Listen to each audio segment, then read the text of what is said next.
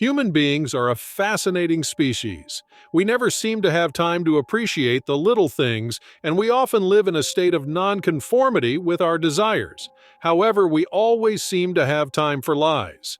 Humans provoke an endless number of emotions in people, and they make an endless number of promises and cause misery. At the end of each day, they do not know who they are or who they will become. That is why I love dreams, that place where you can escape from wakefulness and the reality that torments us. But what would happen if you never woke up again? Today, I will tell you the story of John, a man who had everything: a good house, good family, money, a good body, and women. He had a life that many would envy. One day, John met Amber, a beautiful girl with a white complexion, blue eyes, and beautiful brown hair. She was beautiful, but she had one flaw. She was possessive. As usual, John invited her to have a coffee, and before they knew it, they were enjoying the pleasures of the flesh. The days turned into months, and she became more and more possessive. The problem was that John was not a one-woman man. One day, he got tired of her, and after so many promises, so many dreams and illusions, John abandoned her like a used toy.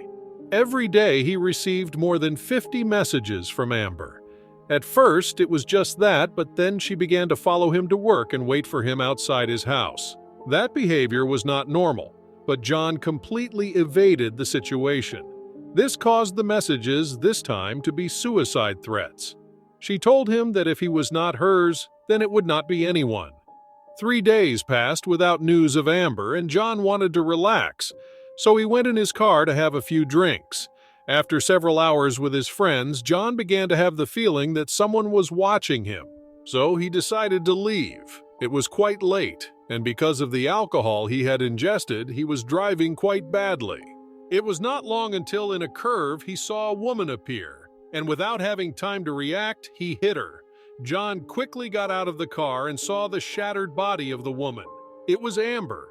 Between fear and adrenaline, he raised the lifeless body and threw it in the trunk of the car. He then drove to a beach where he threw the body. Everything was too much to assimilate. That night, he continued drinking until he lost consciousness. The next morning, he waited for the call of the police or a relative of hers, but no one appeared.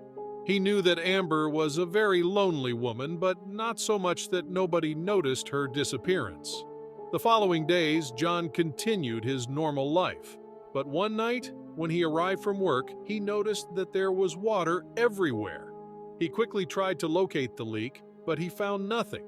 That is when he got to his room and saw a woman standing in the corner of his room, totally disfigured and wet. When he tried to speak, only water came out of his mouth. John could not believe what he was looking at until a voice made him completely paralyzed. "You're just mine." John ran to his neighbor's house but did not tell him anything. Who was going to believe him? Nor did he believe what had just happened. He bought 2 bottles of whiskey and drank until he fell asleep. But that would not be a normal dream. In his dream, he relived the moment of the accident, only that this time, Amber was in the back seat laughing while the water continued to pour out. From his mouth, John kept repeating with his eyes closed, "This is not real." But another voice in his head told him, "It is."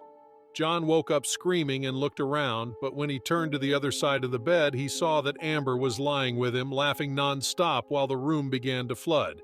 Soon, John began to swallow water and felt his lungs fill up more and more with water.